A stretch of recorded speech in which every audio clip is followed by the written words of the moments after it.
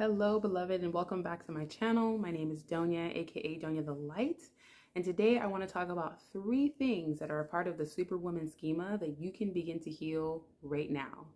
If you haven't done so already, please subscribe to my YouTube channel. It's a great way, free way, to support my channel. And if you like this video, give it a thumbs up like once you're done watching, and leave some comments, questions, concerns, agreements, disagreements, all that jazz. So let's go ahead and jump right into it. First and foremost, the superwoman schema is actually something that is being researched right now, but essentially it's these beliefs that we as Black women grow up with because we see them embodied in our own elders, mothers, aunts, grandmothers, etc. So one of the first things of the superwoman schema that we can begin healing in ourselves right now is the imbalance in our relationships. Often we show up 10-fold, 11-fold, 37-fold in our relationships, and the people that we're in relationships with are not reciprocating that kind of energy, right? Like, I'm showing up for you. I'm answering your calls in the middle of the night. I call you at 2 o'clock in the afternoon and you don't answer. Like, that's a problem. So one of the quickest ways that we can begin healing this imbalance is, first of all, to become very aware of the relationships in our life that are the most imbalanced. Who are you pouring into the most that is not showing up for you, like, at any point in time? There's got to be a handful of people. Sometimes it's our mom, sometimes it's our grandmother, sometimes it's a partner, whoever it is, a best friend. Step 1 is to just figure out who that person is. Next, I want you to create a tangible list of the things that you do for them that they don't do for you. And then slowly but surely, you got to start cutting that stuff out. In addition, have a conversation with that person. If this person means a lot to you, then it would really help to have a conversation and say, hey, it would mean a lot to me if you could do this more, or if you could do this for me, etc., right? You got to be able to communicate, because not unseen, if you don't say something to someone, but you expect them to do it, you're just going to be left with disappointment. So that brings me over to point number 2.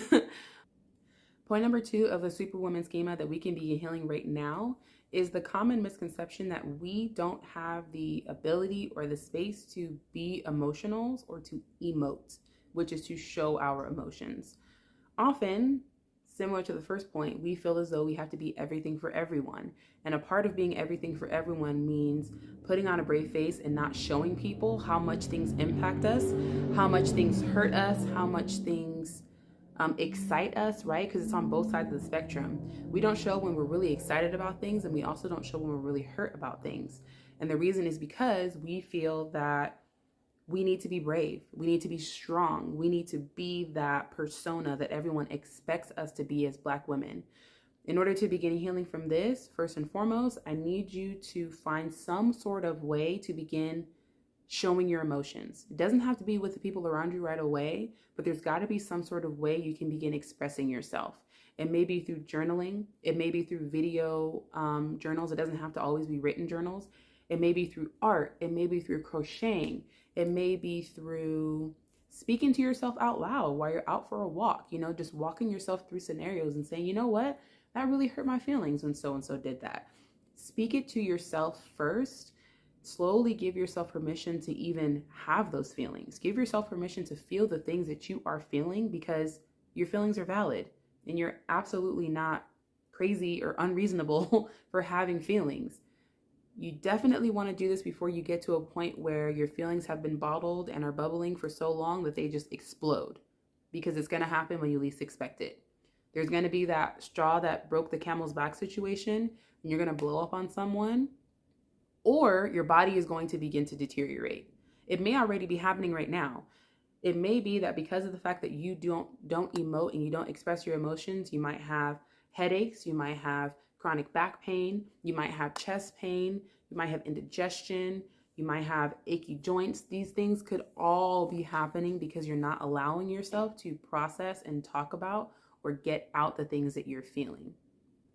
Point number 3 of the superwoman schema that you can be healing right now, and all of these points are so related and interconnected, is setting boundaries. This definitely heavily relates to point number 1, which was that you are in a bunch of relationships that are completely imbalanced. But when it comes to setting boundaries, this could be happening anywhere. It could be happening in workplaces. It could be happening anywhere in your life. It could be happening with your children, right? Like, we know that we should know that our relationships with our children are going to be imbalanced because we are their caretakers. Our children do not owe us anything. I'm not even going to get into that, but setting boundaries. And this can begin, like I said, with your children in the workplace. In your workplace, for example, remember that boundaries are always about what you are going to do in response to someone else's behavior. They're not about someone else changing their behavior and then you responding accordingly. For example, a boundary could be communicating with your supervisor or your coworkers, whoever, and letting them know, if you send me anything before the hours of 8 a.m. and after the hours of 5 p.m., I will not respond. Not, do not send me things before the hours of 8 a.m. and after the hours of 5 p.m. because we can't control other people's behavior. What we can do is we can control how we respond to their behavior, right? Right. When it comes to children, and I have two, one of my favorite boundaries is boundaries around time and interaction. So there are certain times during the day that I tell my son, hey, mom's going to take a break because I'm tired. And then I tell him, like, hey, we can play in 30 minutes, whatever time that is on the clock. At this time in 30 minutes, you and I'll be ready and we can play whatever game you want to play. Cool? Cool. He can continue to ask me to play in between that time, but my response is always going to be, I'm not ready yet, buddy. Remember I said we could play at this time? Okay, cool. And although saying that over and over can get a little bit exhausting, it's better than me actually engaging in play when I'm feeling really tired, right? When I just need a mental break, maybe I need some coffee, whatever it is, I can tell him, hey, I'm going to take a break. We're going to take a break. I need to rest. I'm feeling whatever it is I'm feeling. We can come back together and play at this time. Okay? I hope this video was really, really helpful for all of my Black women out there. This is specifically for you, beloved. And just to tell you a little bit about myself, if this is your first time here at my channel, I am a self-love coach. I'm currently accepting new clients. And specifically what I specialize in is helping Black women remove their capes and heal from being superwomen. I help Black women heal from feeling as though they can't express their emotions, feeling as though they have to be everything to everybody, and also working on not passing down some of those generational curses that their mothers have passed to them or their grandmothers have passed to them, and they don't want to continue to pass to their children. So if you're interested in working directly with me as a client, the link is in my description. I hope this video was helpful and informative. If so, give it a thumbs up, like, and leave some comments of your favorite part, your favorite point, if this resonated with you, as well as ideas for any other videos you'd like me to make in the future. But I'll see you soon. And oh, I also stream on Twitch every single day at 7:30 a.m. Pacific.